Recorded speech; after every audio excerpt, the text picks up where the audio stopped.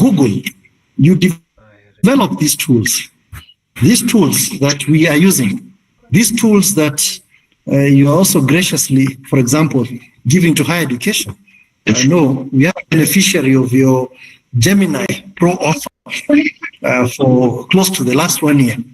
And to be honest, Benson, I'm worried what happens when the free offer goes, because we are now hooked, But that's it, Benson. You also hire at Google. Yeah, so you develop the tools and you also hire. So how do you process this when a potential employee comes and they are really good at using your tools, Gemini?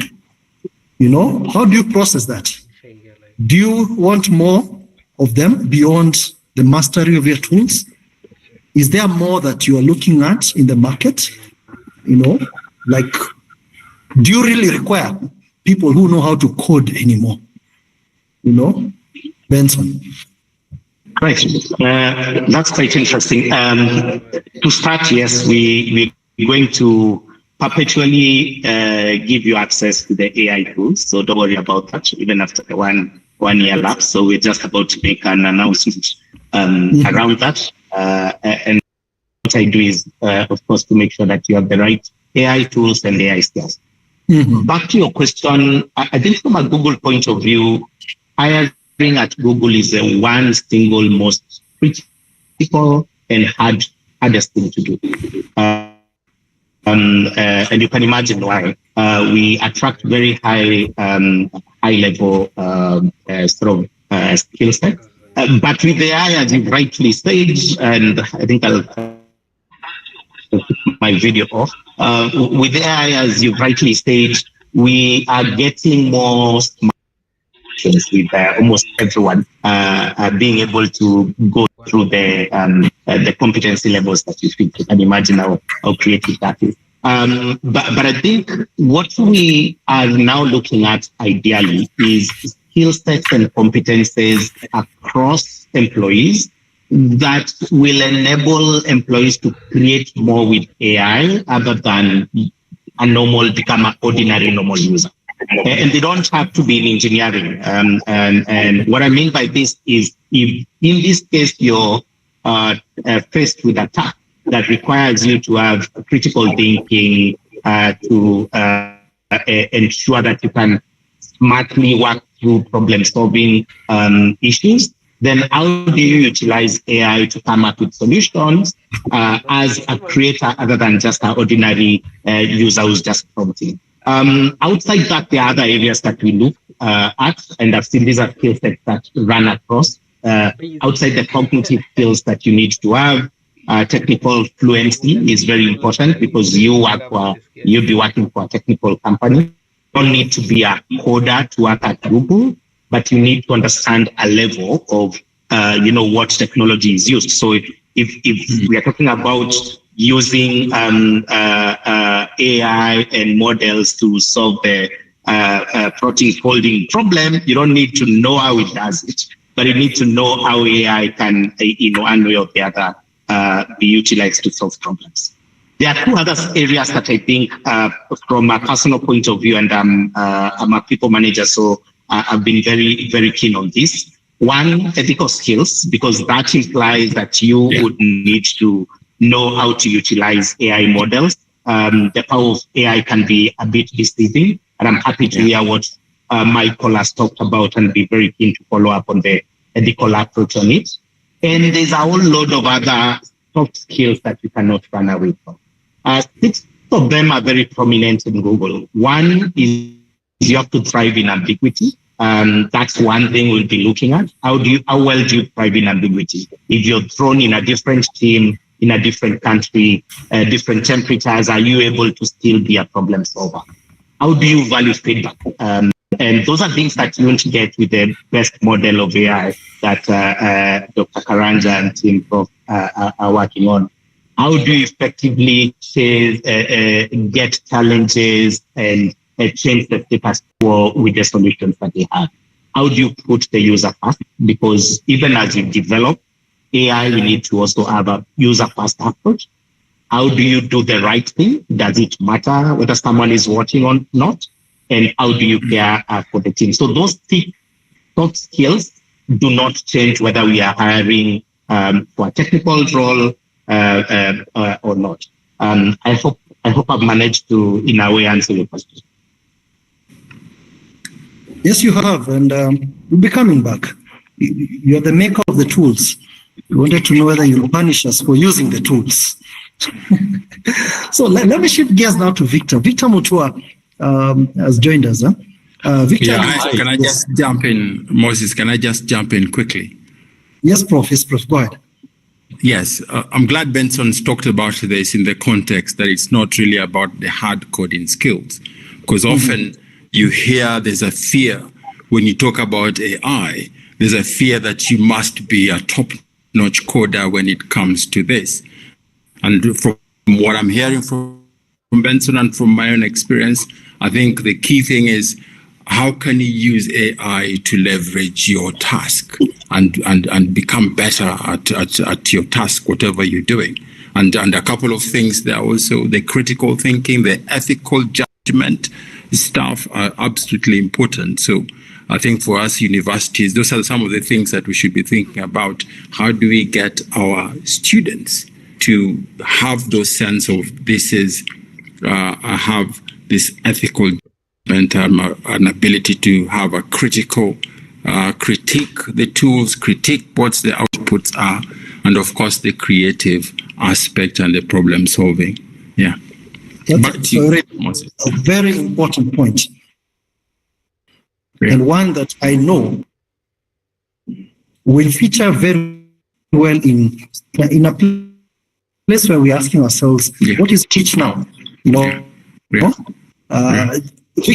Victor, allow me to call you a recent graduate.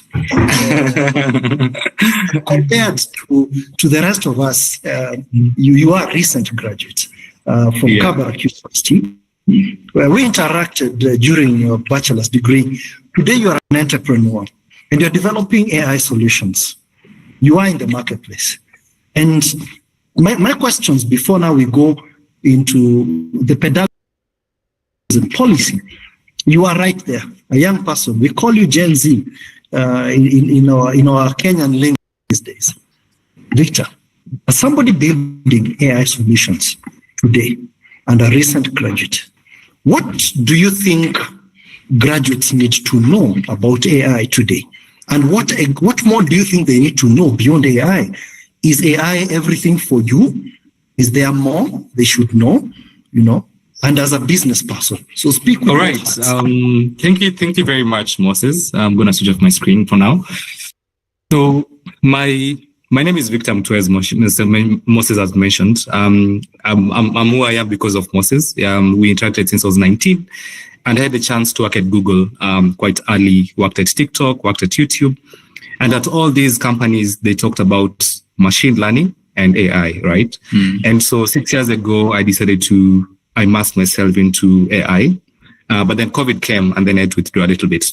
But for the last 1 year, I've been building using AI natively. And what this means, and then reflection to any graduate or a recent graduate, is that it means that this is the core, this is your language, this is your mother tongue. This is how you easily speak Kikuyu or Luya or Luo, right? So that you can communicate to somebody else. Because the basics of anything in life is always communication, so that you can explain yourself, right? Now, AI is coming to a space whereby you need to communicate to whatever thing it is so that they can easily grow, expand, or be impactful, or be humongous in whatever way it is. It's like a seed that is being watered to grow. Now, I'm trying to sort of mirror this to explain what really AI really helps with. One, with AI, if, for example, in my organization, I have a team of 3 developers, right? But I'm able to churn out solutions that would have taken otherwise a team of 20, maybe 1 year. I'm able to do that within a week. What does that mean? It means that we are AI native. We speak AI.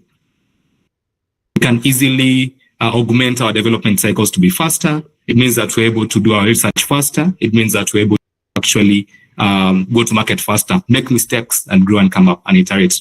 So ideally, for me and my team, I'm trying to make them understand our matter plan is AI. Now, when it comes to AI for recent graduates, I'd say this is the most important thing in this era. Back in the day, maybe 100 years ago, if someone had a really nice tool to go to the farm, they'd be really ahead of their time, right? A while back, we had the agrarian revolution. So if you've got this nice steam engine, you're able to move. But this is 2026. This is the point whereby we're having better tools to make our work easier. We're in the world of softwares. So that means if I'm able to do AI, agentic AI especially, to build softwares, then it's easier for me to build software. At the same time, say if I'm a researcher and I'm in education, it means that with these AI tools I've been given, then I'm able to actually do much more in such a short period of time. So the impact becomes bigger and faster. But then my advice to anybody who's young or is in uni is that AI is not here to take away your job, because I've actually interacted with people, with thousands of learners in the country and the continent, and they're scared that my job is gone and I'm not going to do anything. So my reasoning is that go learn basic AI skills, not just the tool, but the basics, the fundamentals of how do I set up my environment to be able to maybe use cloud? What tool am I supposed to use in AI to do different functions? So am I going to use Gemini for research or documentation? Am I going to use DeepSeek for maybe conversations? Or am I going to use Cloud AI to build my solutions, Now, with that in mind, it means that once you've known your niche well, if you're in agriculture, if you've known your niche well, then you're able to use these different tools to make sure that your job is not going to be replaced, because you understand how to be more impactful and have bigger, better outputs as compared to your peers who do not have the AI skills that are needed. So that's it. Oh, that's fantastic, Victor. AI native. That's great. Benson, you want to chime in a second before we move on, Benson? Yes, and I'm really just with what Victor said. But I just wanted to add 2 more points, because this is a conversation I had a few weeks ago with a university session in South Africa. 3 things that I think we would add into a graduate's knowledge on AI is, one, as Victor has rightly said, AI can be used as a very good collaborator or a collaborative partner, where you're having that multiplier effect whenever you're doing your workflows. And so he mentioned what he's doing with his team in coding. If I'm a CEO of a company as a new graduate and I'm not, then in one way or the other, I will be able to understand what my guys are doing. But it's also very important for the graduate to know that AI has hallucinations, and we need to have critical evaluation of AI as we're using it. So developing the culture of verification habits and bias awareness is one of the things that I would also love to bring on. So I just thought of adding. That's great. We're all going back to employability. What does it take to be employable in today's age? But I want to now go to the people that prepare these graduates.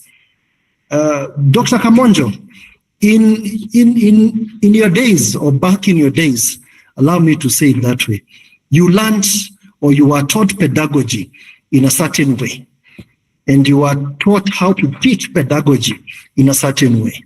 And I don't know, has anything changed now that AI is here?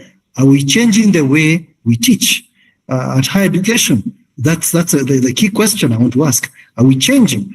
Have you seen a change, or do you tell me not, Dr. Kamonjo? Okay, thank you, Moses, for the question. I think from where I sit, we are slow to change, and especially those of my age and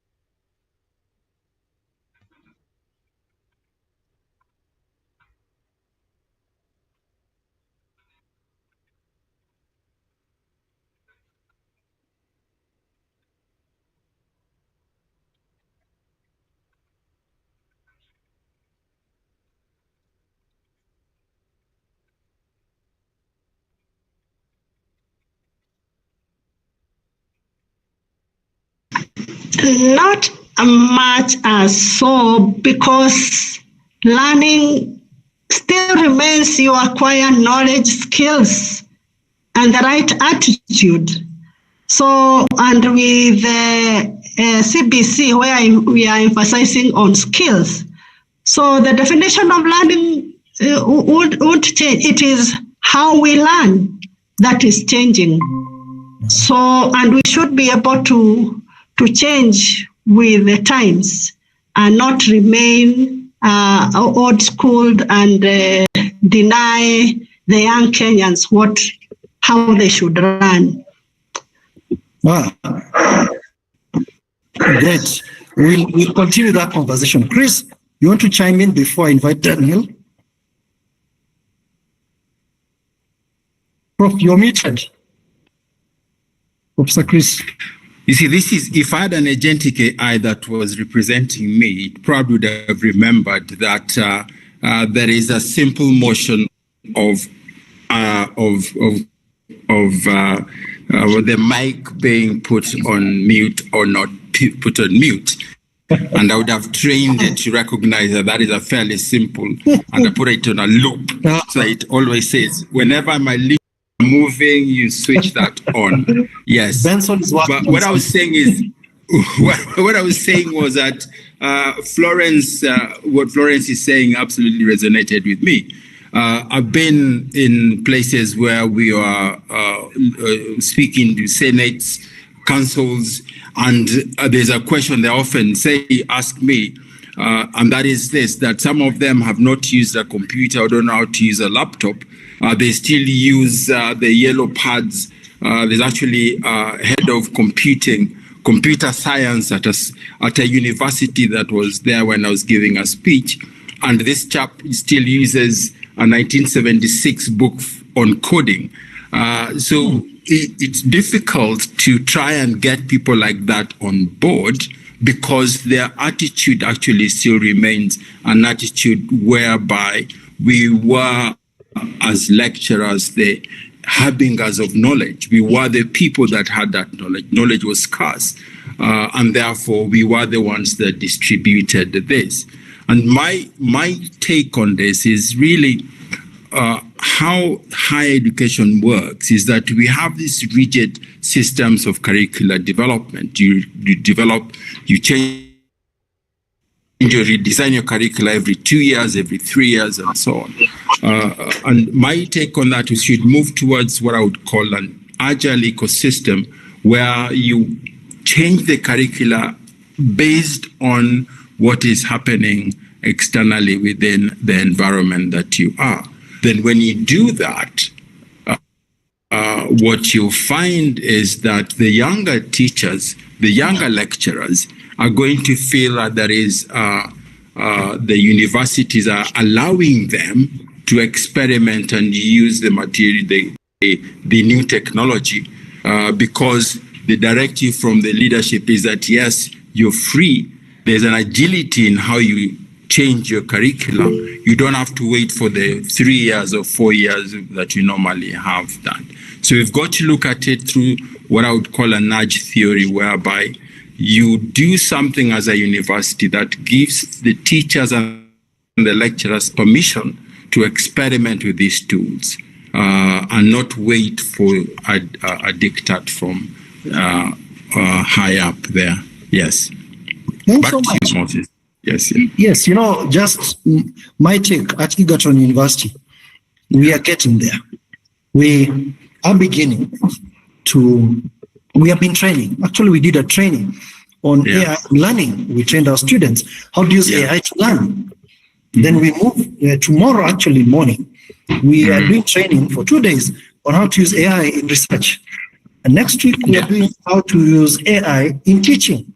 Yeah. The interesting part in the teaching one that's coming up is what is your role in a class where the students have Gemini, free Gemini, and they're listening to you, and they're checking you out and everything. What is your role anymore?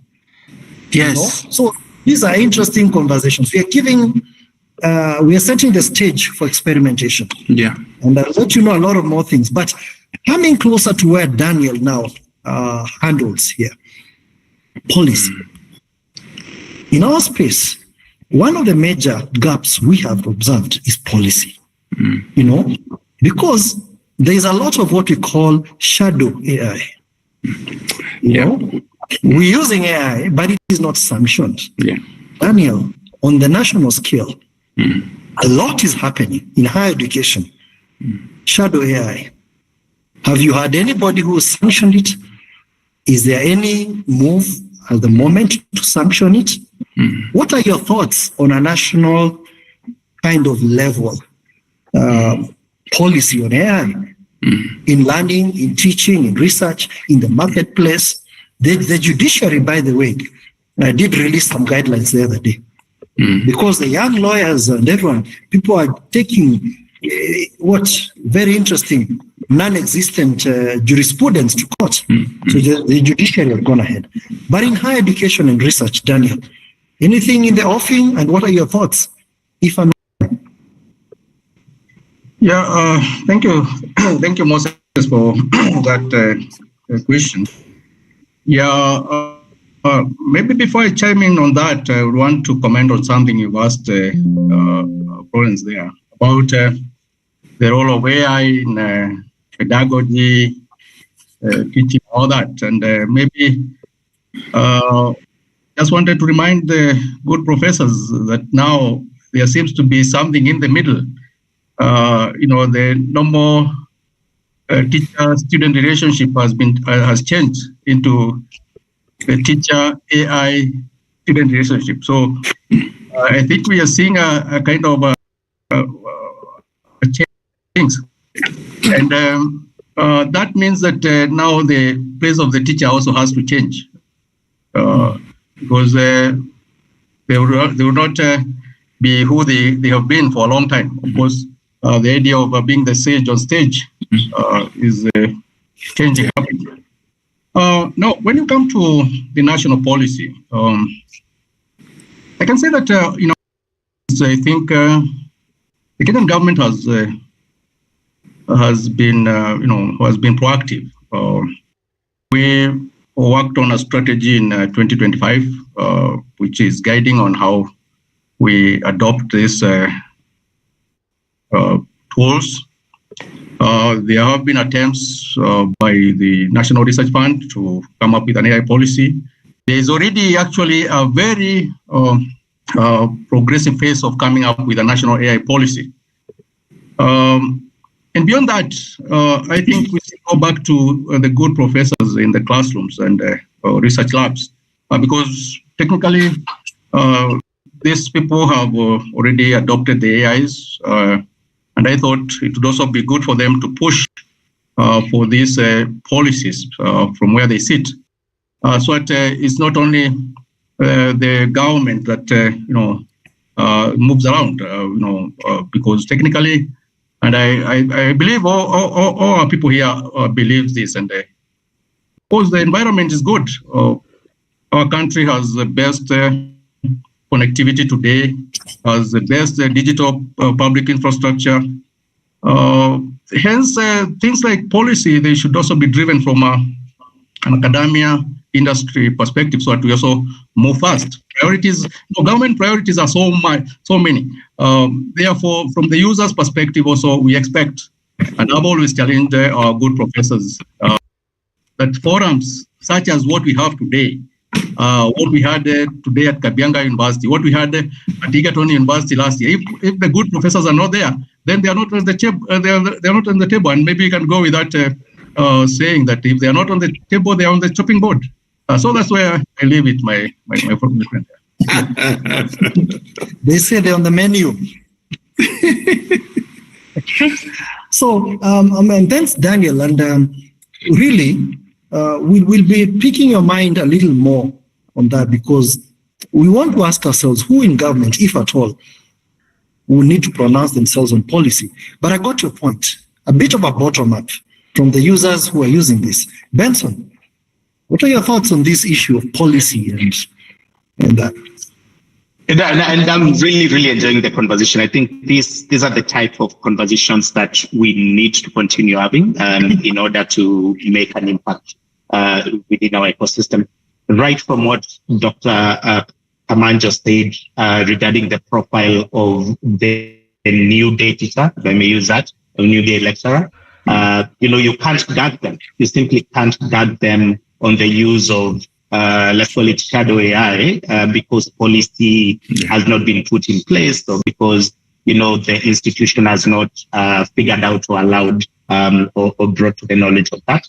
But there are a couple of things that we are doing on our side as industry. I think, and touching on policy where Daniel has left, one of the things that we are doing, and we've had this conversation with you, Moses, is reaching out to various institutions of higher education and sitting down with them to help them come up with either draft policies, draft frameworks, draft standards that they can customize. So we are not saying we are expecting that, but we do sharing of knowledge across board, tell them this is what Michigan University is able to do. Are you able to maybe borrow into this? And such workshops, I think, will continue. We are very interested in such conversations, even within your domain. We also doing a lot of attitude modeling, where, through sessions like this, we would invite, as Professor Chris said, those old professors would come with a book. I'm still a very big fan of handwritten notes. I always have a note on my side. So, and this keeps me honest. Benson, we are not judging you. Benson, we are not judging you. Maybe a little bit, but maybe a little bit. Maybe a little bit. I want to believe the AI is a tool that I will add into the quiver, not the option. So I'm still a coding guy. But to the point, we're doing a lot of attitude modeling, a lot of skills development for faculty, for administrators in terms of change management and policy work as well. And I would be really honored to have another session here we can also support in that as well as part of industry. Thanks, Benson. We're happy. We've been working together on this. It's a journey, So let me now bring in Professor Chris. Yeah. You bring in a very unique blend. You are a Lupian, and you straddle two worlds. Yes. You understand what we call the West, the developed world. Yeah. but you also very in touch with the local reality. But I want you to take your vantage point from that developed world.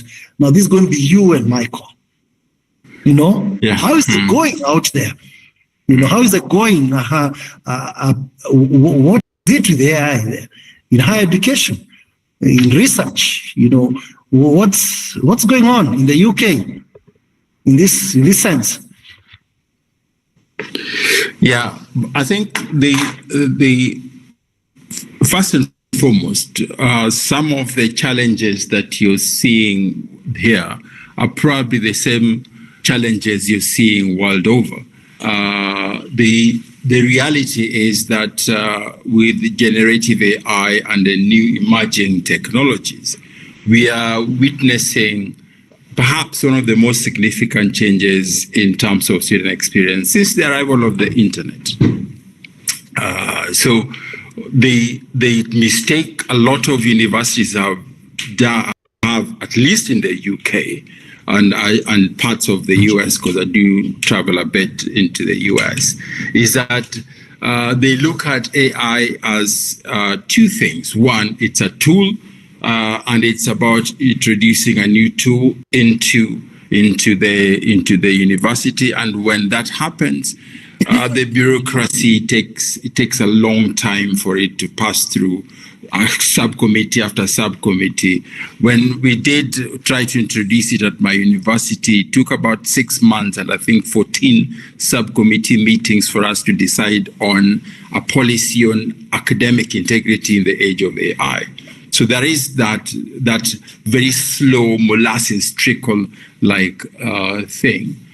What we are not, some universities are starting to recognize this, that generative AI and AI is fundamentally changing how students learn, how they access knowledge, and how they solve problems and interact with information. We have moved away from where knowledge was scarce. You had somebody who's an expert in front of a podium around 500 students, to like yourself, Dr. Thiga, you've said this. You're teaching a classroom and you've got a student who goes on Gemini, and I'm not being paid by Google when I talk about Gemini, just to let you know. So for us as professors in university, that is something which we are struggling, and it's not just unique to Kenya and Africa. Because for the very first time, you have a situation whereby at a university level, students have access to systems that can explain concepts, generate code, summarize research papers, provide feedback, and do things not just in academia in terms of the normal research in humanities, but also now students can be able to use tools like AlphaFold, Chemistry 42 to generate particular hypotheses.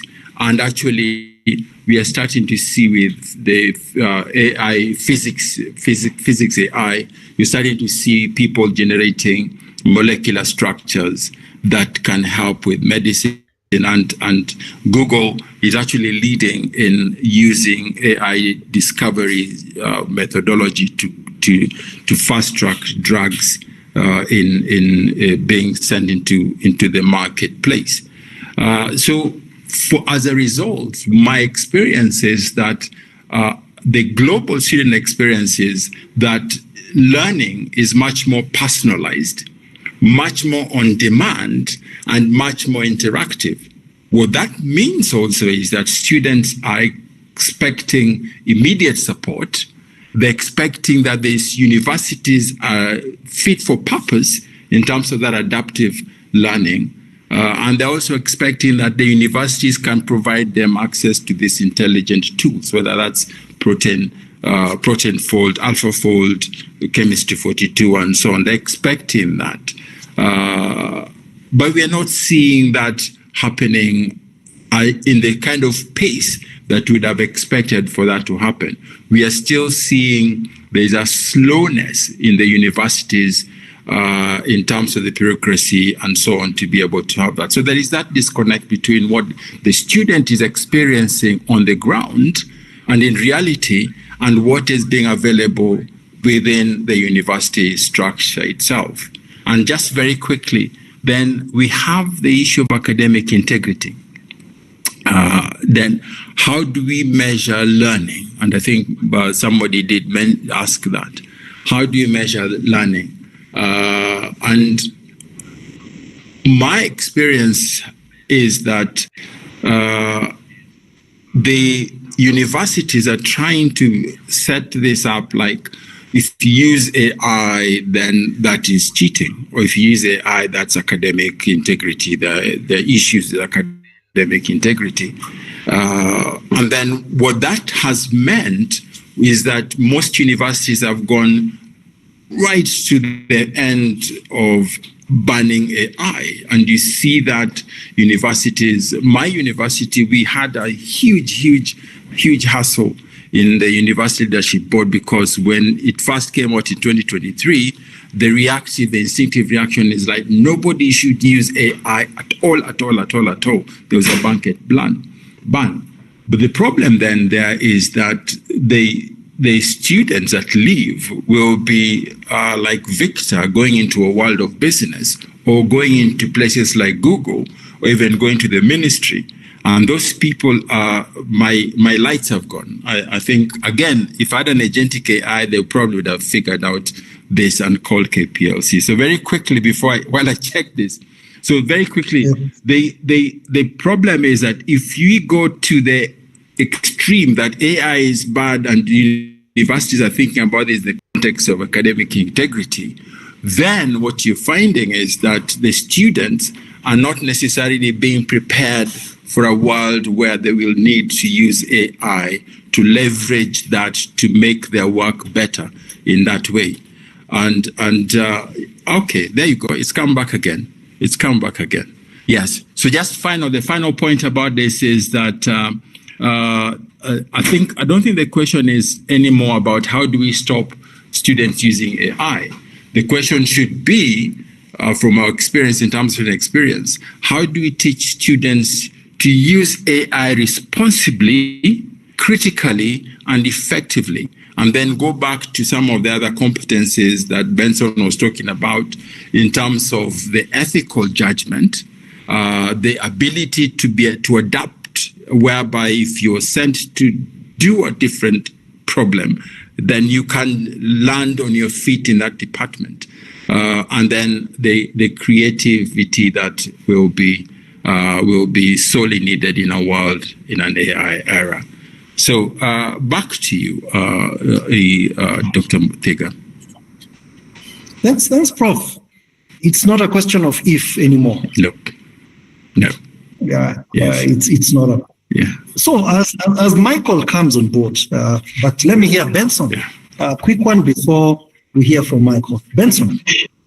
Yeah, I really enjoyed your discovery, your conversation, and it's just taken me back to the first time when I went to Jomo Kenyatta and I was doing my undergrad, computer science, and we had the first open book exam, yes. Where we were told you can use your book. Yes. And you can imagine stock from a village boy from Meru. I felt as if I was cheating, but then I got to know it's just that what they are testing is not the transfer of what is in the book to my mind.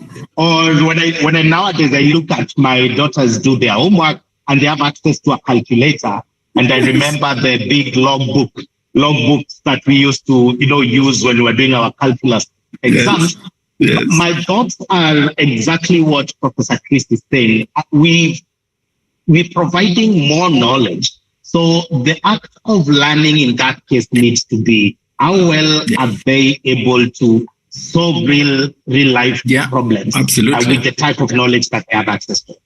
Absolutely. Benson, I do, just very quickly, Dr. Thiga, I do remember when I did my MBA, when we had the very first open book, exam, and everybody failed it. Oh, Everybody failed it because I think we, in the back of our mind, psychologically, we're thinking we are definitely cheating here. So so we didn't do really well on that. But the reality is what Benson is saying. I mean, we are in a world where knowledge is no longer scarce.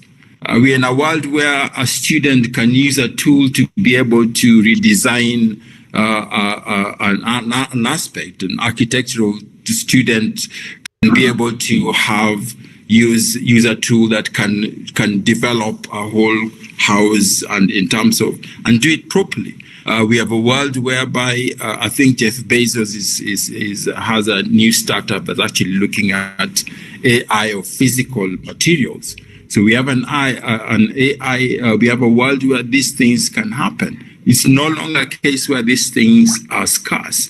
They are available. So it is up to us to look at how do we teach our students to use these things responsibly, ethically, and in a way that will allow them to be to exercise human judgment with these things. Because AI is not infallible. I mean, there are cases where AI hallucinates confidently. And if we don't teach people to think about this from the context of, I am a human, I know the context of this, so whatever AI is telling me now, there is something that is not absolutely right or correct with this. That's what we need to teach our students, not teach them that you have to recall things or memorize things and so on. You don't need to do that anymore. Back to you, Moses. Thanks, Prof, and all of us. I'll throw two questions for you to all think about before, as Michael makes his response. What would an open AI exam look like? Hold the thought, as Michael tells us about his experience and from his perspective, Michael. You are with the German Academic Exchange, DAD, and you're big on promoting scholarship. And so you're going to have this group of people whose journey is largely defined by AI. How does that look like? You mean OpenAI, the company, or OpenAI, Open Book? OpenAI, Open Book. Yeah, like good point of clarification, actually. Yes, good point of clarification. Those Open Book. Now you got OpenAI. So here's an exam, and you got all this AI with you. Let's go. So food for thought. I'm just asking Michael, what does employability now look like? At least in Brussels or in Germany, where you are at, now we are circling back to employability. What does it look like for all these graduates at PhD, at masters, whose degrees are largely done with AI?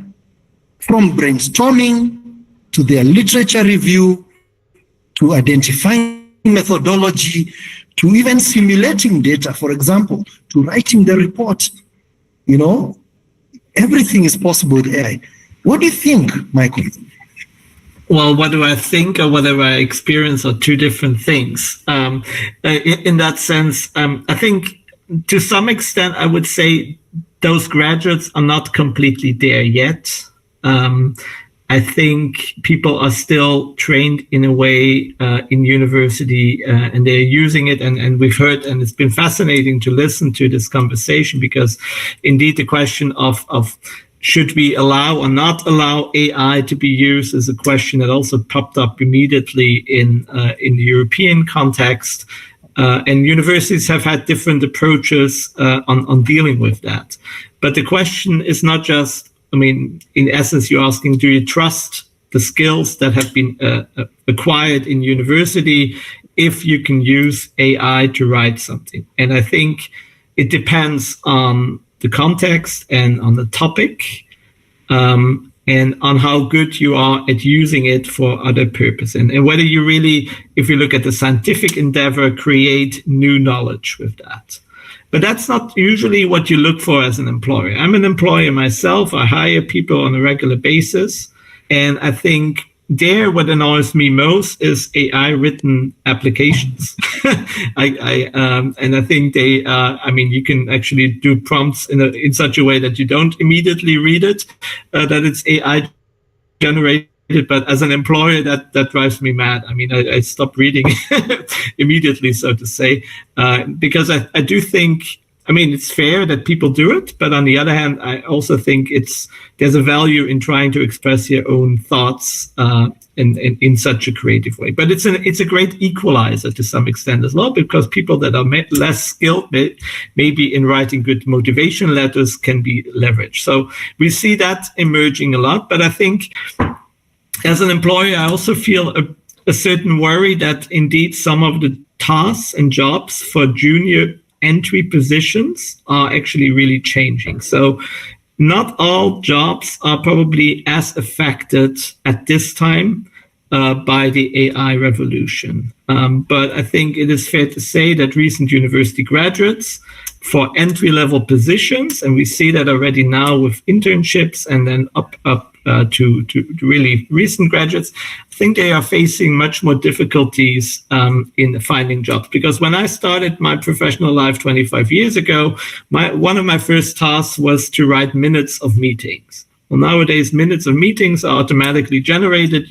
Takes you 5 minutes as a manager to go through it and see, okay, this was rubbish, what the AI did, this was good, and then it's done. That's not a task anymore that students will be doing when they enter the labor market. So that's actually something we need to come to terms with. But I'd like to broaden the debate a bit, because in research, there's also a lot of applications of AI. And we've touched about drug discovery, for instance. If you can do simulations of testing your drugs in such a way that you don't need to go through lengthy clinical trials, but you can do it in a powered way, this is a great advantage towards the current or the previous way of doing it. So there's a tendency to focus always on what we understand. And now one of the great things of generative AI is that people can actually use it themselves. They don't need to go to these techies anymore that can explain to you what the value of AI is. They can go to ChatGPT or Gemini that was promoted here today and do it themselves. And that's great. And I think the really question here is that how do we differentiate and broaden debate on AI and the consequences? And how do we take in the discussions of what is responsible usage of it, what is ethical usage of it, and what are, for instance, consequences for institutes of learning? And I think in this discussion today, we focused a lot on what's the burden for the students, but I think the burden is on the universities. The burden is on the teachers, and they are actually also humans, they teach and they work in an environment where they should be using AI themselves and figure it out. And I think one of the topics we should be looking for is to differentiate between consumption of knowledge and production of knowledge. That's maybe one element where I think we should focus on more, that we are agents of creating knowledge, and we use AI and the tools available to promote that. And in the end, we come to a differentiation maybe between what is wisdom and what is learning and knowledge. So you can indeed get a lot of information and really good structured information through a search, right? But judging it, whether it's accurate and applicable in your particular context, that's an element of wisdom. So I think we really need to come to this understanding that learning has always taken place in various settings. Your grandmother knew things, even though she might not have attended university, and you still accepted her wisdom. And I think this is something where we have maybe also had the wrong attitude towards education, that you assume that only wisdom is with the teacher, and that we need to come to a more collective, almost swarm intelligence-like approach, where we know that there is certain knowledge available, but then we need to see what is really wisdom in the sense of how do we work and how do we do that ethically. And I think if we can teach graduates that, and if we can teach teachers that they should search for wisdom and work with the tools, then we end up in a situation where we are productive with the current situation. But I'm not sure whether we're doing that at the moment sufficiently. Thanks, Michael. And I want to throw a question as you ponder over the other one. You're all employers in a different sense, just like Michael. Where do you draw the line? This graduate or this interviewee in front of you has clearly learned with AI, and even you can see even their CV is tweaked with AI, and etc., etc. In your context, where do you draw the line? Very briefly, where do you draw the line in terms of how much AI can you tolerate in this potential employee? Well, I mean, I think the level of AI to be tolerated is not the question. The question is, at what point would you say you're qualified to join a job interview?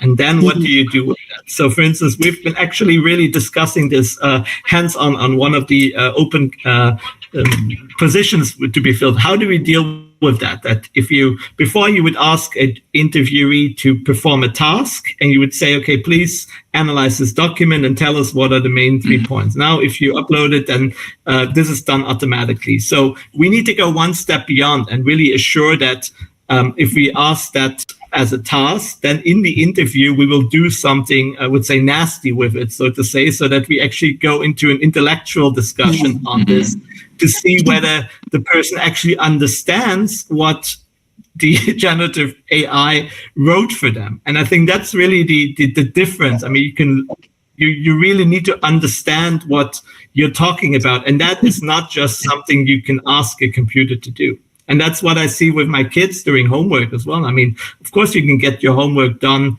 by asking AI, but then they didn't understand what they're supposed to learn. So then we need to focus on making sure that they understand it. And then I'm open to that AI teaches them how to do that. But there's still a value in the teacher. If you learn a language, there's a difference between learning languages online with AI-based tools or going to a teacher that teaches you specific structures in your language learning. There's a big difference there. Okay, I like that part. Daniel, where would you draw a line? You know, you're engaging someone. Yeah, okay.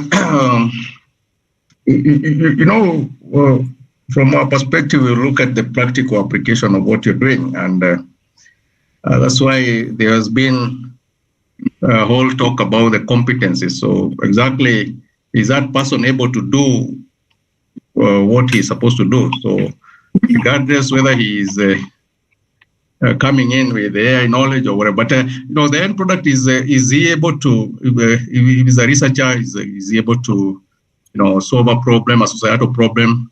Is he able to, place that innovation from the lab to the market?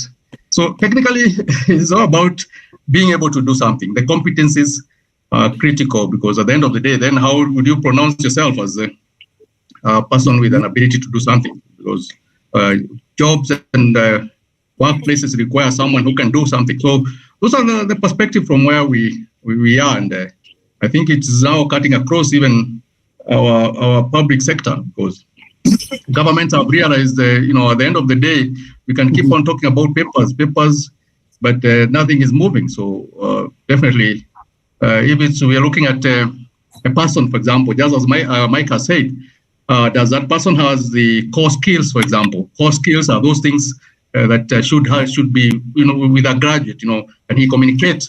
Can he put across his point? Can he persuade? Can he create? Then before you come now even to the technical aspects of doing the job. If he's a manager, for example, can he manage teams? Can he lead teams? Can he coordinate? If he's a leader, does he have the knowledge of those models, and how is he influencing that? So those are the aspects we look for in government, and particularly they also narrow in our practice as researchers. Yeah. Thanks, Daniel. Go in an interview process. You don't have all the time, but let me ask Dr. Florence, and then we come to Dr. Helen. Where do you draw the line? These young teachers who can get you your schemes of work and your lesson plans from AI. Well, what would you say is now beyond what you can actually reasonably accept as a use of AI from a new teacher? Thank you, Dr. I think that the most important thing is, like Dr. Karanja has said, you say you can have a smart lesson plan and a smart scheme of work, but are you able to use it in class and teach effectively? So do you have the skills to implement what you have written in the lesson plan and in the scheme of work? So I agree with what Dr. has said. The issue is skills. Do you have skills that are required for that job? I happen to sit in BOG of a certain training institution in Nakuru, and we always interview people to take various jobs. And especially when it comes to computer issues to do with IT, they will demonstrate a lot of knowledge. They have a lot of knowledge, but whenever we give them a practical, because we always give them a practical, they fail.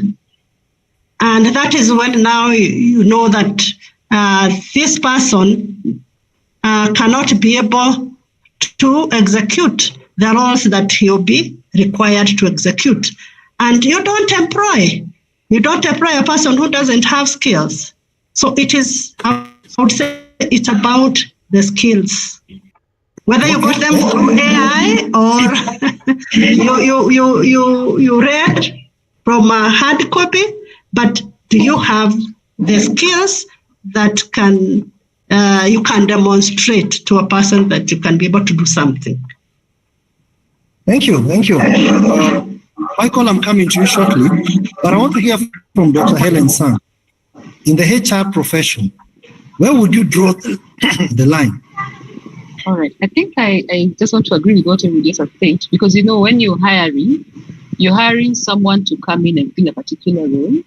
And so they may have a very impressive CV that they got that was AI driven. They probably even went through some, should I say, coaching questions from AI. So they even have the right answers to the questions that you have if you're having an interview. But I think beyond that, do they have the skill to do the work? And I like what Florence has simply said, that it means that you have to be very rigorous in terms of how you're checking, how you're doing your selection, to really make sure that you're getting the right person. They really have the skills that they say they do, or that they have indicated they have in their CV to actually get the work done. So it really means that then you want to give them much more practical based questions to show that they can actually do the work. But also ask them, even in the interview sessions, very, should I say, critical thinking, where you have to really check on the critical thinking. There's something that I like that Michael Hall said about, it's not about having knowledge, but it's wisdom, because wisdom is about application of knowledge. Are they able to apply that knowledge? Yes, they've gotten it from AI, but how can they apply it to solve real problems? And can they be able to demonstrate that? So if they are not able to demonstrate that they actually are able to use a particular knowledge to solve a problem, I think this is where we draw the line. That yes, you'll be very impressive. You seem to know about AI. You have a very impressive CV. But when it gets where the rubber meets the road, there's basically a challenge there. So I think that is where I probably draw the line. Secondly, the other skills that I think were mentioned earlier on about the soft skills. Yes, they can do the work. Assuming they can do the work very well, they're very good in terms of probably the CV is good. They can do the work, but do they have the social skills to work well with people? Are they able to, do they have the emotional intelligence skills to still also work well with people? So I think, that there's a challenge there. then yes, you'll have somebody who can do the work, but they're not a good fit. They're a good fit with the job, but they're not a good fit with the organization in terms of, getting the work done well with the others. So I think, again, that's where we do something good. So thank you. Thanks, Dr. Florence. We are coming to the close, but I want to hear from Michael, and then we prepare our closing remarks in terms of our thoughts. But Michael, go ahead. Yeah, just two thoughts that came up because in our briefing I was supposed also to say something about what about academic exchange, right? Yes. And I think that's one of the elements where you learn hard skills or soft skills, depending on how you want to define them. So, and I'm well aware that not everybody has the opportunity to study abroad or to study in a different setting. But this is really one of the things, of course, if you look for qualified graduates, I mean, if you see they have been studying in a different location where you can assume that they have learned and acquired certain types of skills that they will not have been taught at university. So I think there's a value in terms of academic exchange that could be a good indicator that the person has real life experience. The other thing you could also look for is social engagement. I think this is something no algorithm will be able to replace. Is that how do you work in your community? What do you do in your free time? Are you active in a sports club? Do you teach small children or whatever? I mean, so these are the type of indicators I would also look for in besides the official requirements for any job posting. Is to look what is the type of what do they emphasize, and I'm well aware that AI might give suggestions on that as well. But then you can ask in the interview, of course, more detailed question whether or not that's substantial. And I think that gives an interesting twist to it that maybe hasn't been touched upon. And international or regional or local mobility. I mean, there are big challenges. Even if you come from the countryside and you move to Nairobi and study there, that's already an indicator that you are acquiring skills that you probably would not have acquired if you stayed at home. Okay, great. Happy to hear from all of you. So I want to give all of us a chance to make a closing remark. So Victor, I give you the chance. Give us your final thoughts on employability. You are an employer. And then tell us about the ATF challenge and anything else that you think would be helpful for our audience that has peaked at 95. Victor? All right. Thank you very much, Moses. I think this is quite incredible to just support young people to come into this world. That's quite exciting. But one thing that I've not had a lot of us talk about is something called human in the loop. Human in the loop was brought about by IBM, which is one of the fathers of the internet. And the goal was that whatever you're doing in automation, you must have a human making decisions for it, which comes to the point of hallucinations, the hyphens and the dashes and the comma before the and, which is quite significant in everything we do. That's one. Number two, there's a company called Clock. I think Cloma or something, yeah. Collab, I can't remember the exact name. They fired 700 employees, right? And they had to rehire them after a few days. And what was the reason? The reason is that there are no human beings involved in decision making. And this bank relies a lot on people making calls, and the calls have to be answered by human beings. So if you put a robot there that's an AI, which is correct, then people don't have that touch, right? So their net promoter score reduced from a high of 4.5 on average over 5 to a 1.2. So they had to rehire, right? So that's number one. So number two, we've got the aspect of the CEO at NVIDIA this week mentioned that there's not going to be an apocalypse of software. And what is going to happen is that if you're building softwares or in whatever industry you're in, it means that the people that have the AI language and skill, then they're able to sort of grow to the next level and actually build much. There's so much technical debt in each and every industry that I believe AI is going to help us to sort of go to that direction. But as I finish and my closing remarks is that the world belongs to people that are ready. And in this world, which is very, very competitive with so many young people, you must find yourself as an outlier. So you're going to find if you want to be a plumber, which is a good job that's going to be there in the next few years, or maybe a tailor, or using your hands to do anything, it's okay for you to go in that direction because it's going to thrive for you. But also at the same time, if you are doing things that can be helped and can be empowered and extrapolated by AI, then please go ahead and learn. It's very basic to know a tool. There's so many free programs that are existing there. But unfortunately, AI is growing so fast, it's outpacing everyone. So like today I was trying to look at my cloud and I realized cloud is no longer 4.7, it's 4.8, and nobody knew, right? So we need to sort of catch up as new employees, other people that are looking for employment, and people that are going to employ people so that they get the right people that have the right tool, right attitude, and the ethics to do that. But finally, as I finish, is that anybody who digs deep into their domain expertise, so if you're in marketing, understanding the basics of what is return on investment, what is an audience, what is something like designing something. So if you're able to understand your domain expertise in whatever industry you're in, then AI becomes something that helps you to sort of revamp it and go above and beyond. Moses and I are part of a team that are supporting young people in universities and recent graduates. And Google Org, not Google Benson, I've offered 15,000 opportunities to Africans, young Africans, so that they can get free AI programs. So the 90 of us here or so, please tell a friend or tell your classmates or your students to actually take that free program. For sure, it's going to help you out. We're looking people in agriculture, healthcare, whatever industry you are, to join the program. And this is a bit of it. So in preparation for young people, we'll give you 4 weeks of training. After 4 weeks, you'll be given 5 months of mentorship and building. And then after that, you'll be able to demonstrate your program, win prizes, and get employment to people. Thanks very much for the opportunity. Thank you, Victor. And now I know there's google.org and there's Google Benson. Okay, so it's a new one. Michael, your closing remarks. My closing remarks are that whatever you do on terms of AI development in Kenya, you should link up to the international discussions because we're all facing similar challenges, but there's different connotations. And I think this is something we should be aware of. If Kenyan higher education institutions, they are not facing this problem on their own, they can also work with partners worldwide in the academic community.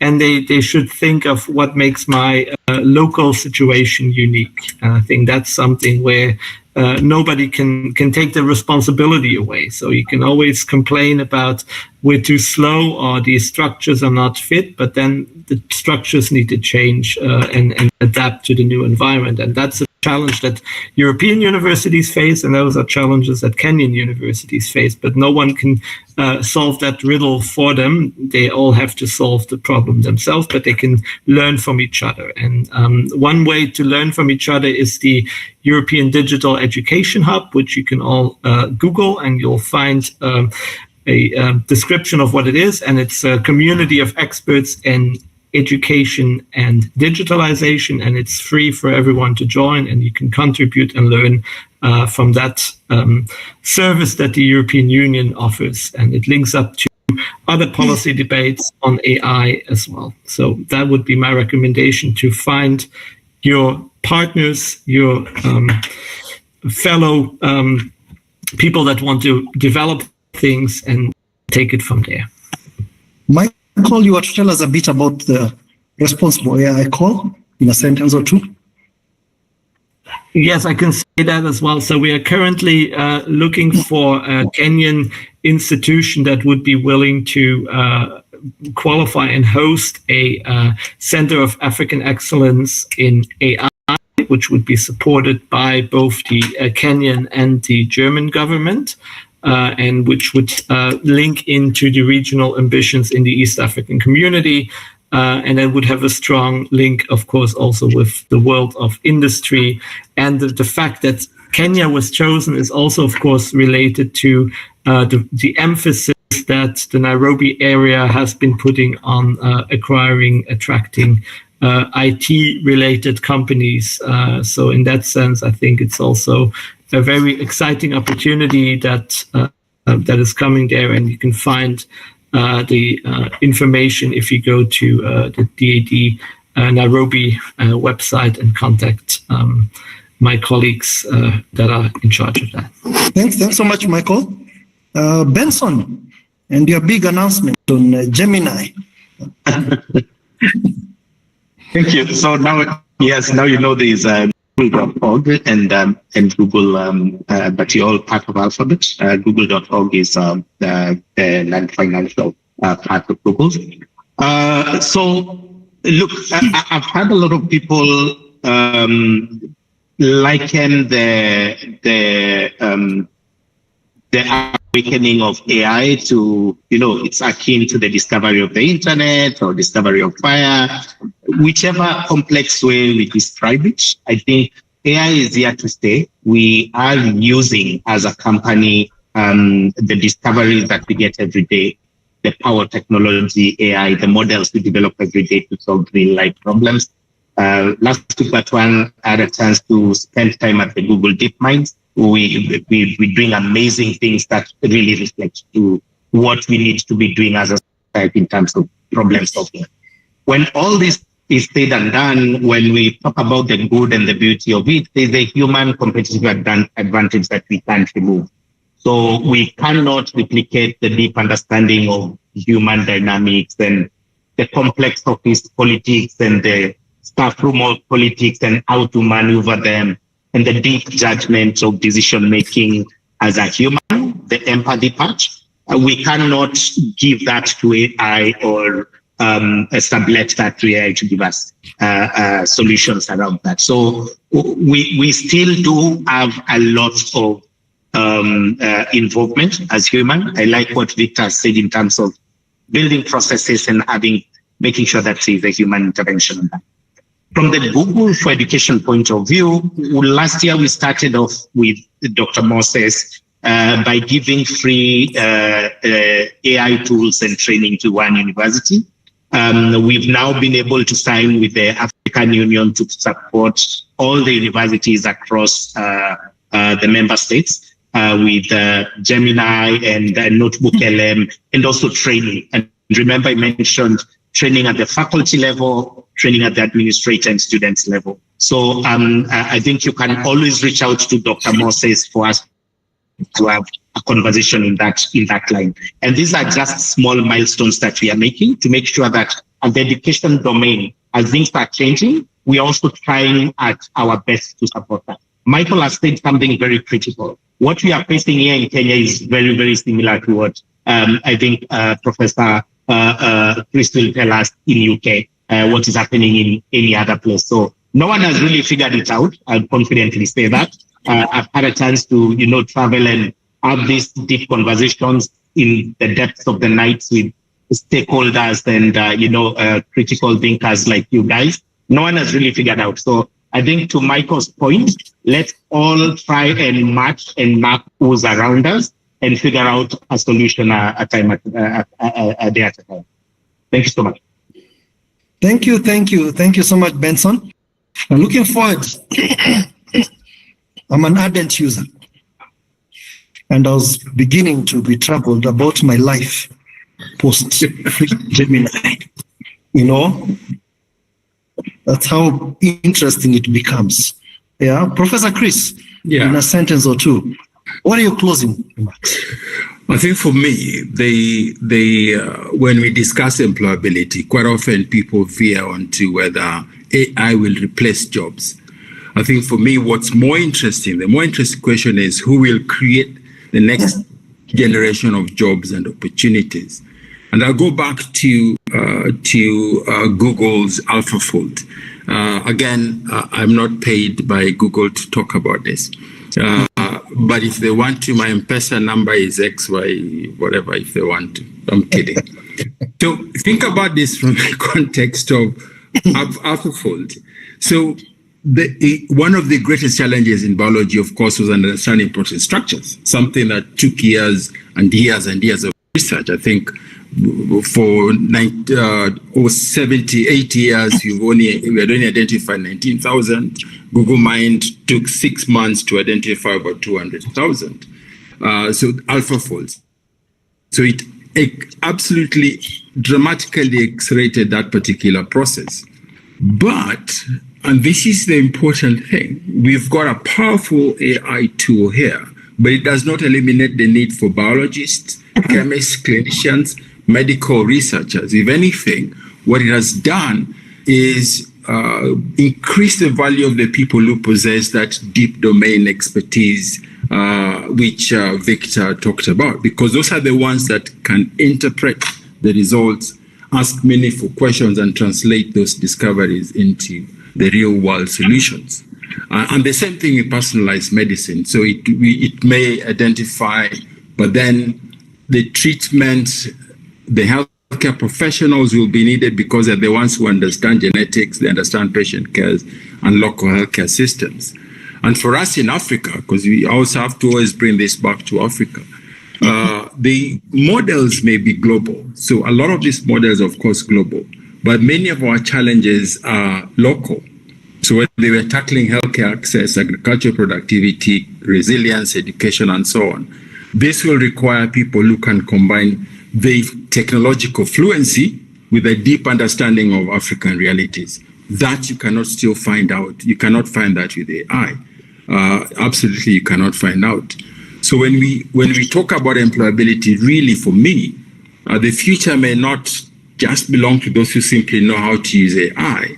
It will belong to those who can combine AI with expertise in those domain subjects: healthcare, agriculture, education, and finance. So the notion that AI will absolutely devastate and destroy jobs, I think that is a fallacy. And AI will just increase the value of domain knowledge between those ones who want.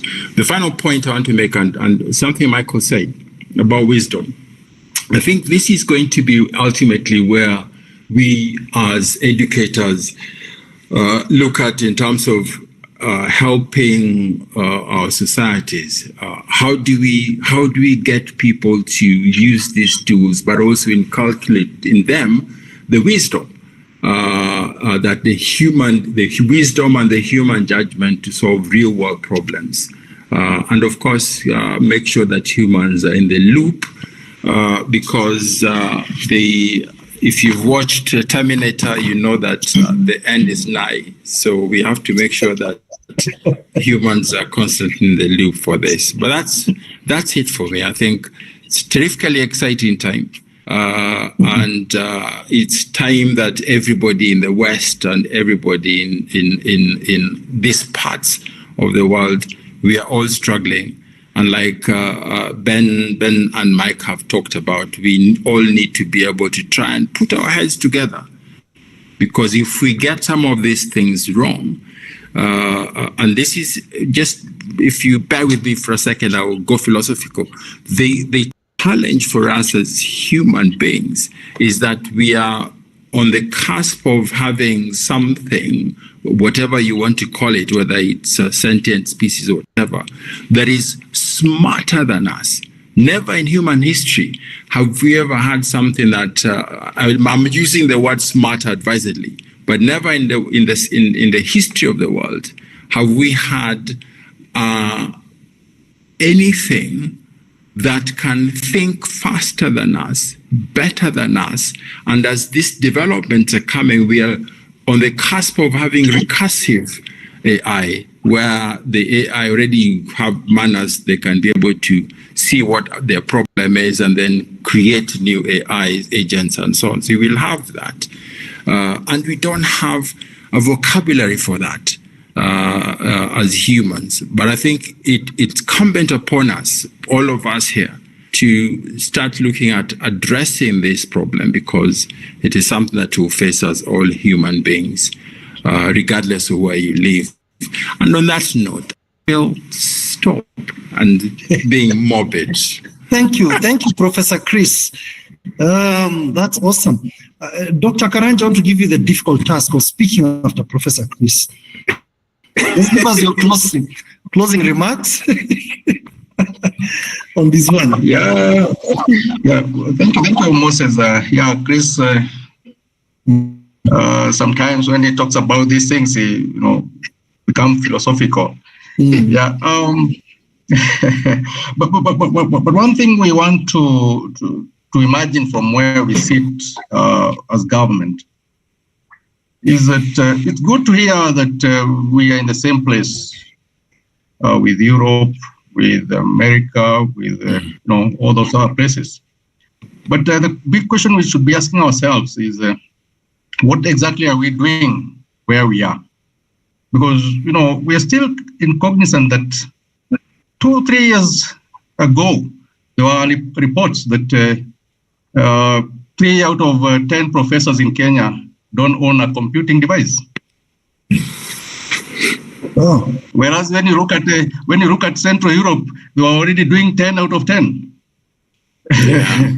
Or 4 out of 10 professors never used internet. So as much as we want to agree with Michael and Professor Chris that we might be sailing the same boat, I think from our perspective as a government, we want to see much more coming from the universities and the academia. It's time to put pressure on the professors, because nothing much can move. Government, we have already put across all those solid initiatives, critical initiatives that are already existing today. And it's also good that we also understand them. Like already there is a project that is running, a huge project, Kenya Digital Economy Acceleration Project. All these guys here, Benson Kinoti, Moses Dega, all these guys know about this thing. But you ask a professor in any of the universities, does not understand that project is supposed to enhance our systems, enhance our skills, enhance our public infrastructure. So it's time, I think, from academia, we tilt a bit and focus on knowing exactly what is happening, so that we also move very fast. Otherwise, we might be talking so much about the government not doing, whereas it's us who are still stalling down. So I want to think this way, maybe not philosophically, but this is a reality that as government, we still believe that AI is a national capability. That one is no doubt. I think that's why we agree with the tech guys. I'm not a tech person, but we are aware of that. And that's why we have put all the frameworks ready, all the incentives, all the, but we want to see much coming from the populations, also asking for what is, as Prof said here, the future. And definitely where we sit, we know that if we adopt these tools ethically, strategically, it means that more jobs will be created, more enterprises will be opened, and that's what we are looking for, more jobs, and of course our country will be a better place. So yeah, we still are cognizant of where employment is. It is in the digital transformation, it's in AI, it's in climate change, green revolution and all that. So those are the things that maybe I could close up and say that as government, we are aware of those things.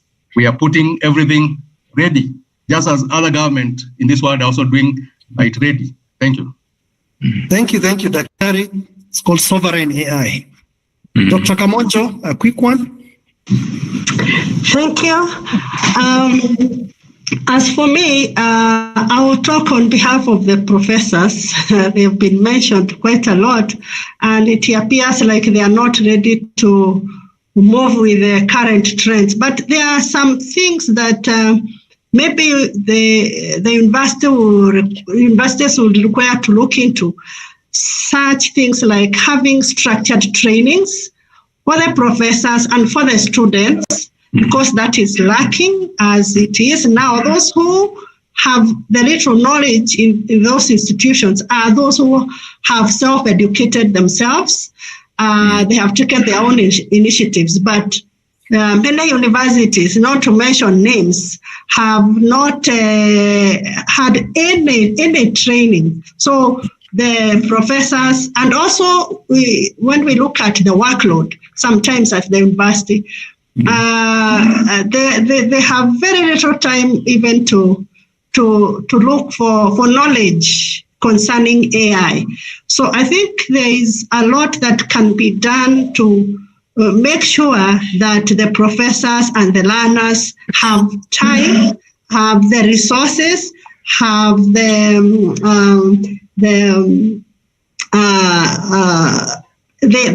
are facilitated into acquiring the knowledge when it comes to AI. And of course, that will make them much better teachers or educators than they are. Thank you. Thank you, Dr. Florence. I'll give the chance to Dr. Helen after me, because she is indeed our ultimate chair and our convener for this forum, to have the final word. What's my take? I'm a believer in AI. It's a tool that's taking us forward. It's not if, it's more of how. And that's really the discussion I prefer to have. It's a how. And I'm beyond just thinking of the problems. I decided to take them head on. If people don't have policy, I'm driving an agenda in my own institution, that's Egerton University, to get us to the point where we have policy. If people don't have skills, I've organized for training to get them the skills they need. Mm-hmm. So we are doing AI for learning, we're doing AI for research, we're doing AI for teaching. And beyond that, we follow it up with the classroom, So for me, it's not about an if, it's the how. Yeah. So thank you all for your very insightful discussions. I didn't get to hear an answer about an open AI exam, but that was meant for you to go think about. But I tend to think an open AI exam would test my knowledge on how to look for information, how to structure it, and beyond that, how to apply it to a real world situation that AI has no idea about. AI doesn't quite know my village. It doesn't know a lot of things in this real world. That would be where I go. And that's the biggest challenge we have going forward. What are we evaluating in the universities? How do we assess learning? What is learning?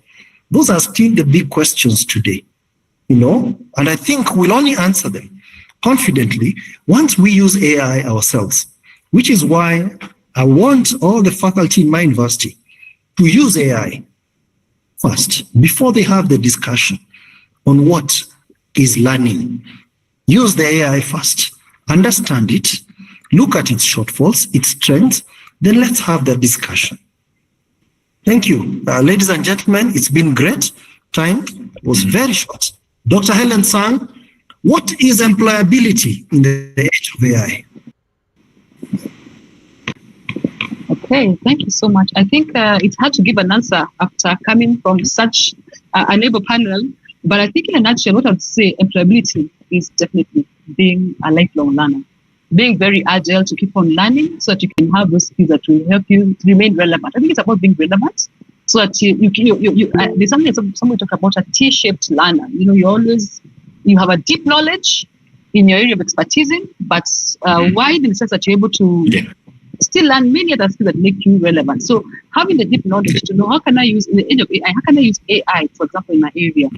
HR, how can I use it to simplify my work? I know Dr. Thike has given a lot of trainings on how we can use AI in HR.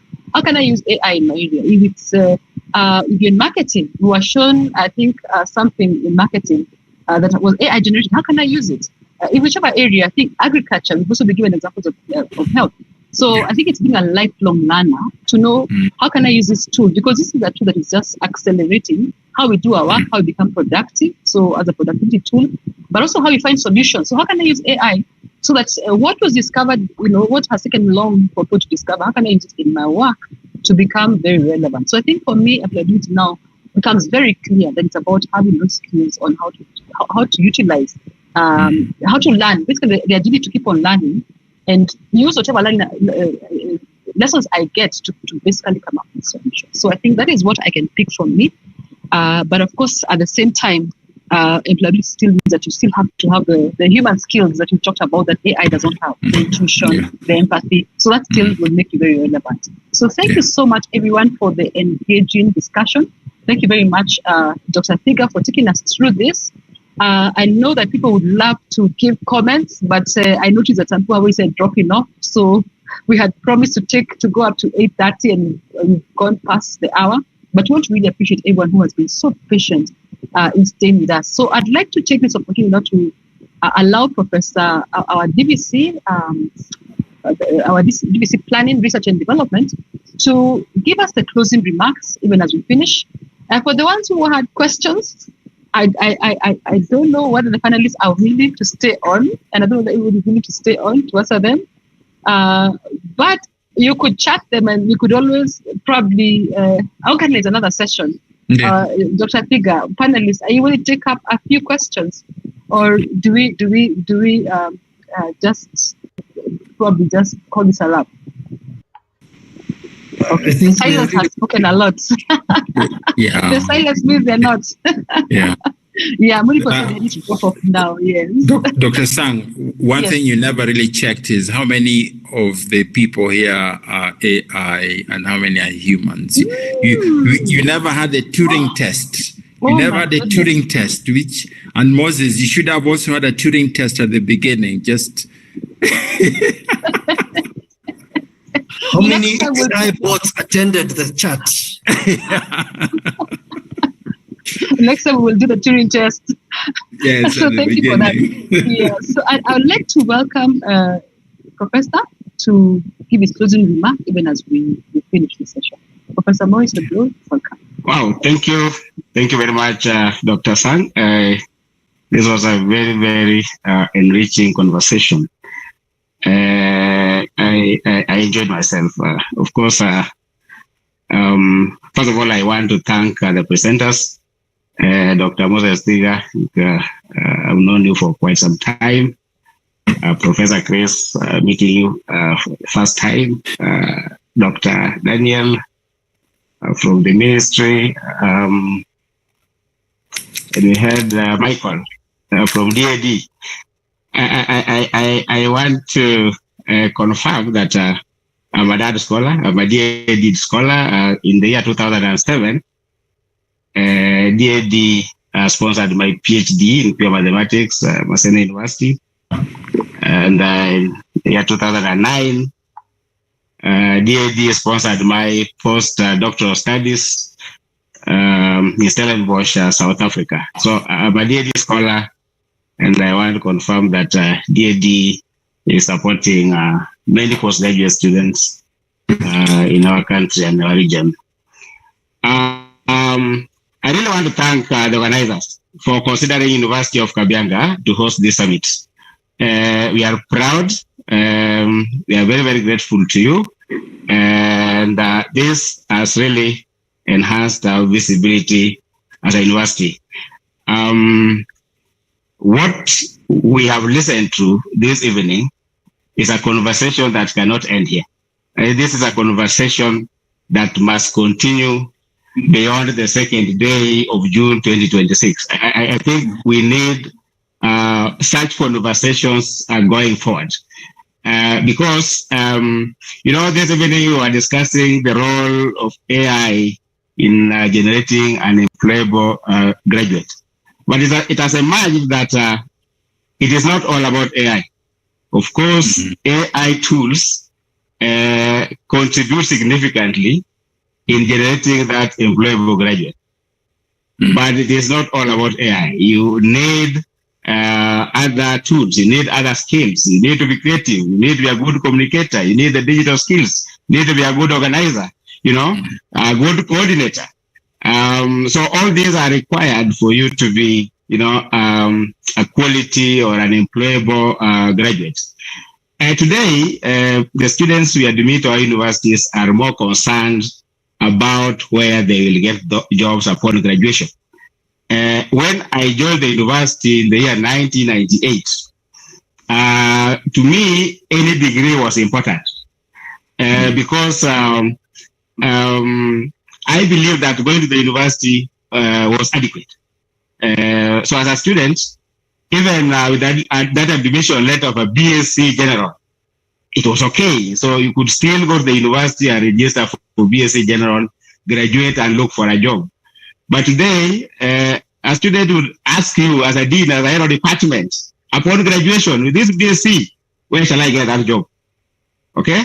So you have to think seriously on how you can, enhance your academic programs, how you can introduce skills that are relevant in the 21st century to make these particular students comfortable in your department, in your school. So these are the challenges we are facing. Of course, I want to confirm that professors in Kenya use AI. So it should not be, from this meeting, we should not consider professors in Kenya to be in the learning process, because we use AI and we use it ethically. I like Dr. Moses Tiga's question. It is the how. How is AI used? And professors can easily detect that a student has carelessly used AI in a write-up. When a student sends a draft, you can easily tell that this one has been copied word for word, and it doesn't meet the threshold. So professors in Kenya, of course, we need to do more, but we are using AI ethically. And I think the question of how is what really we need to consider going forward. So I want to thank everybody. I didn't really intend to make a long statement, but I'm happy with what I've heard this evening. Very, very competent panelists. You've shared with us, your experiences, and I think I counted the number of participants in this particular forum. I think the number was approaching 100. At some point, we were 99. I think at some point we even crossed the 100 mark. So that is very, very good participation, especially at this hour of the day. People can still concentrate and listen because your expressions, your presentations were top notch. So thank you, and may God bless you. May you understand this continues tomorrow. The conversation continues. You may not have seen me today, those who attended physically, because I'm on leave, but Professor Mwamzandi, the acting DVC PRD, was with you, and I think he's still with us in this forum.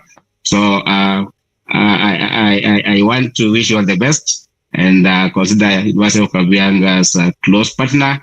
We shall work together to ensure that the discussion or the conversation we've had this evening is taken to the next level. Thank you, and God bless you. All right. Thank you very much, Professor. And I think with that, we can call it a night. The Kenyan way is we always finish with a word of prayer. So I'm looking for Dr. Thiga Dr. Ngatia. Dr. Ngatia being our pastor for today, to finish us off with a word of prayer as we go to sleep. This conversation continues tomorrow. So we still have the second day of the summit. So you're welcome to join us tomorrow for more discussions. And the questions that you never got to ask, you can ask them tomorrow, and you can try and answer them tomorrow. So Dr. Thiga, if you're here, you can just close for us with a word of prayer. Dr. Thiga or Dr. Ngatia? Sorry, Dr. Ngatia. Okay, it's all right. Thank you. Let's pray. We thank you, Father, for your care and for being with us. We had a good day, and you have helped us even this time that we had the Fireside chat. It has been fruitful. Lord, how we pray that you may help that all the discussions that we have had, we may extend them to a higher level of implementation for the glory and honor of your name. We need to subdue the earth and do things that you intended us to do. We pray, God, that even this night, that you take care of us and you help us even congregate tomorrow for the visible Day 2 Summit, so that we may be able to also extend this discussion. We thank you. We glorify your name. For this we pray in Jesus' name. Amen. Amen. Thank you. Good night, everyone. Bye, everyone. Good night. Bye. Amen.